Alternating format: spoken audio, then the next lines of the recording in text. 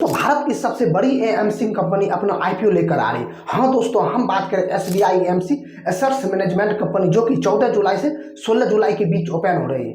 आज इसका रिव्यू करेंगे दोस्तों। सबसे पहले इसके लेटेस्ट जेएमपी के बारे में देखें, उसके बाद कंपनी की बिजनेस मॉडल क्या है, उसके बाद इसके फाइनेंशियल बैकग्राउंड देखें, कंपनी लॉस मेकिंग है या प्रॉफिट में। ये जो 545 से 574 रुपया के बीच अपना प्राइसमेंट लेकर आ रही है, तो इसका वैल्यूशन सही है, ये महंगे हैं सस्ते हैं, तो इसके पीयर से कंपैरिजन कर देंगे। और लास्ट में बात करेंगे इस आईपीओ में अप्लाई करना चाहिए, अप्लाई नहीं करना चाहिए, यदि करें तो लिस्टिंग गेन के लिए करें, लॉन्ग टर्म के लिए करें, ये सभी बातें करेंगे इस वीडियो में। उससे पहले दोस्तों, यदि आप मेरे चैनल पर नए हैं तो चैनल को सब्सक्राइब कर लीजिए और बेल आइकन को दबा दीजिए, ताकि आईपीओ और शेयर मार्केट से जुड़े इन्फॉर्मेशन सबसे पहले आपको मोबाइल में नोटिफिकेशन के रूप में आ जाए। दोस्तों, एसबीआई एसेट्स मैनेजमेंट कंपनी की यानी कि लेटेस्ट जेएमपी के बारे में बात करें तो इसका जेएमपी अभी 90 से 110 रुपया के बीच चल रहा है, यानी कि 18 से 20% जेएमपी चल रही है, यानी कि जेएमपी बढ़िया है। दोस्तों, अब इसके बिजनेस मॉडल के बारे में बात करते थे। 1992 के अंदर इनकॉर्पोरेट है, इसका पेरेंटल कंपनी एसबीआई बैंक है। ये बिजनेस कुछ नहीं करते, ना कि ये इसके पास कोई उद्योग या ना ये कोई चीज मैन्युफैक्चर करती है। ये भारत की सबसे बड़ी एएमसी कंपनी यानी कि एसेट्स मैनेजमेंट कंपनी। इसके पास भारत का पूरे 18% मार्केट शेयर, एशियासी प्रेसिडेंटल के पास 13.5%, एचडीएफसी एएमसी के पास 11 से 12% और निप्पॉन इंडिया के 9 से 10% और आदित्य बिरला सन लाइफ के पास 5% मार्केट शेयर है। यूटीआई एएमसी के पास 5% और कैनरा रेबको एसेट्स मैनेजमेंट कंपनी के पास 2% मार्केट शेयर है। यदि दोस्तों बात करते हैं इसके पास 100 में कितना रेवेन्यू जनरेट करते हैं, यानी कि ये प्रॉफिट कितना करते हैं, यदि ये 100 रुपया रेवेन्यू जनरेट करती है तो 40 से 45 रुपया इसका खर्च होता है और 55 से 60 रुपया ये प्रॉफिट जनरेट करती है। आप मान सकते हैं इसके पास कितना प्रॉफिट होता है। ये बहुत प्रॉफिटेबल कंपनी है। दोस्तों, ये कहाँ से कितना रेवेन्यू जनरेट करती है, ये जो म्यूचुअल फंड मैनेज करती है ना, वहां से इसका 95% रेवेन्यू आता है। पोर्टफोलियो मैनेजमेंट सर्विसेज से 3% और अदर से 2% इसका रेवेन्यू आता है। अब दोस्तों, इसके फाइनेंशियल बैकग्राउंड देख लेते हैं। इसका टाइम पीरियड जो दिया गया 31 मार्च 2024 से लेकर 31 मार्च 2026 तक। इसका यदि एसेट्स के बारे में बात करें तो साल दर साल ग्रोथ है। 2026 में घटा था क्योंकि ये डिविडेंड दी थी। टोटल इनकम में भी साल दर साल ग्रोथ है। प्रॉफिट आफ्टर टैक्स में भी साल दर साल ग्रोथ। यदि 3 साल की बात करें तो इसमें 1.5 गुना प्रॉफिट है, यानी कि बहुत ही प्रॉफिटेबल कंपनी है।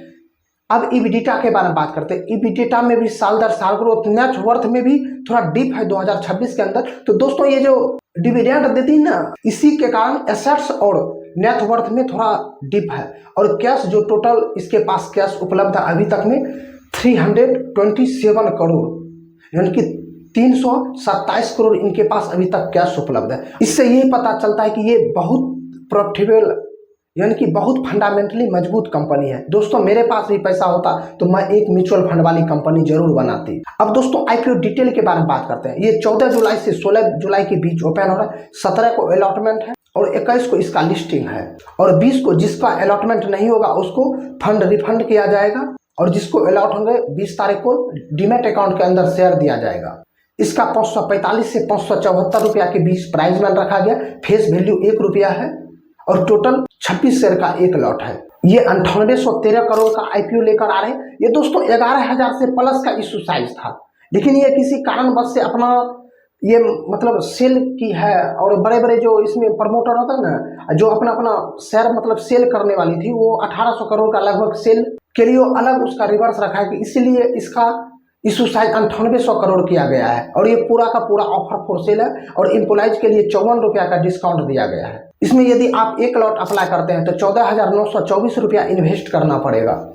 यदि आप रिटेलर में मैक्सिमम लॉट लगाते हैं तो 1,94,012 रुपया लगेंगे और स्मॉल एचएनआई में मिनिमम आप 14 लॉट अप्लाई कर सकते हैं। 2,08,000 रुपये इन्वेस्ट करने पड़ेंगे और स्मॉल एचएनआई में मैक्सिमम 9,99,908 और बिग एचएनआई में 10,14,832 रुपये और मिनिमम 68 लॉट अप्लाई कर सकते हैं। इसके आरओई 43 का है, RONW 43 का और एबिडिटा मार्जिन 92.5 का, प्राइस टू बिग वैल्यू लगभग 19.5 का और इसका पीई रेशियो जो दिया गया वो 38 का। दोस्तों, इसके पीयर कंपैरिजन पहले देख लेते हैं। इसका वैल्यूशन सही है या गलत। एसबीआई एएमसी का पीई रेशियो 38 का, एशियासी प्रोजेक्ट एसेट्स मैनेजमेंट जो कि कुछ दिन पहले इसका आईपीओ आया था उसका पीई रेशियो 49 का है, एचडीएफसी एएमसी का 41 का, निप्पॉन का 51 का और आदित्य बिरला का 34 का।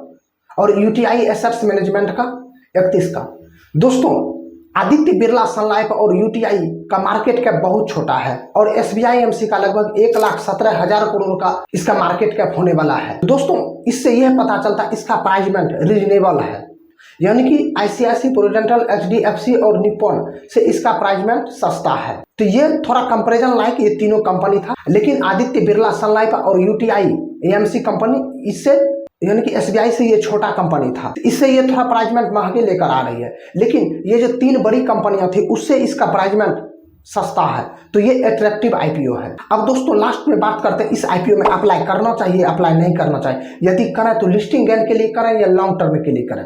दोस्तों सबसे पहले लिस्टिंग गेन के बारे में देखते हैं। इसका जीएमपी अभी हाई चल रहा है, यानी कि ये हाई जीएमपी वाली कंपनी और इसका प्राइसमेंट भी सस्ता है, तो इसलिए मैं लिस्टिंग गेन के लिए अप्लाई करना चाहूंगा। अब लॉन्ग टर्म के बारे में देखते हैं। लॉन्ग टर्म देखने से पहले इसके स्ट्रेंथ और वीकनेस के बारे में देखते हैं। सबसे पहले इसके स्ट्रेंथ, तो ये इसका प्राइसमेंट रीजनेबल है, वैल्यूएशन सही है। और दूसरा नंबर पॉजिटिव जो बात है दोस्तों, ये भारत की नंबर 1 एएमसी कंपनी है और ये बहुत ज्यादा प्रॉफिटेबल कंपनी है। एसआईपी भी लगातार बढ़ रही है, इसलिए म्यूचुअल फंड का डिमांड दिन बाय दिन बढ़ता रहेगा, ये भी एक पॉजिटिव पॉइंट है। दोस्तों अब इसके निगेटिव पॉइंट के बारे में बात करते हैं। तो देखिए इसका कोई निगेटिव पॉइंट नहीं है, फिर भी एक दो खींच के बताते हैं। यदि मार्केट पर कोई भी इफेक्ट पड़ता है तो इसके प्रॉफिट मार्जिन पर थोड़ा इफेक्ट पड़ सकता है, लेकिन ओवरऑल इसका प्रॉफिट बरकरार ही रहेगा।